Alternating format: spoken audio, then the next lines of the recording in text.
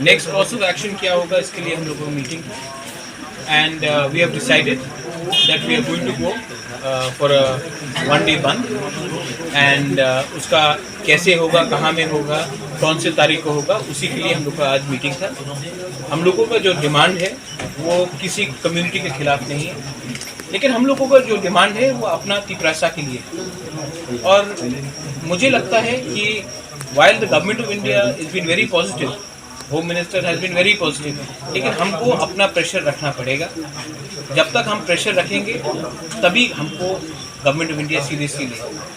तो इसके लिए हम लोग डिसीजन लिया है कि 1 दिन का हम लोग बंद रखेंगे।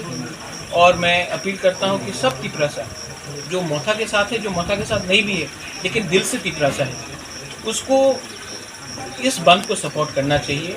क्योंकि अगर हम लोग एक आवाज़ में दिल्ली में एक आवाज़ में अपना अधिकार के लिए बात करेंगे तो न्यू दिल्ली को भी हमको सीरियसली सोचना पड़ेगा। बंद कब करेंगे? वो हम लोग डिसाइड कर रहे हैं, प्रेस कॉन्फ्रेंस में हम लोग कल फुल अनाउंस कर देंगे। मेरा पॉइंट एक ही है कि आप त्रिपुरा को डेवलप नहीं कर सकते हो, एक त्रिपुरा श्रेष्ठ त्रिपुरा नहीं कर सकते हो जब तक तिपरासा को आप डेवलप नहीं करोगे। और तिपरासा को अगर आप देखेंगे कि इलेक्शन में मैनिफेस्टो निकला था, हमारा तो मैनिफेस्टो आप छोड़ दीजिए, उनका मैनिफेस्टो देखिए बीजेपी का, जो उन्होंने प्रॉमिस किया था वो भी अभी तक नहीं मिला।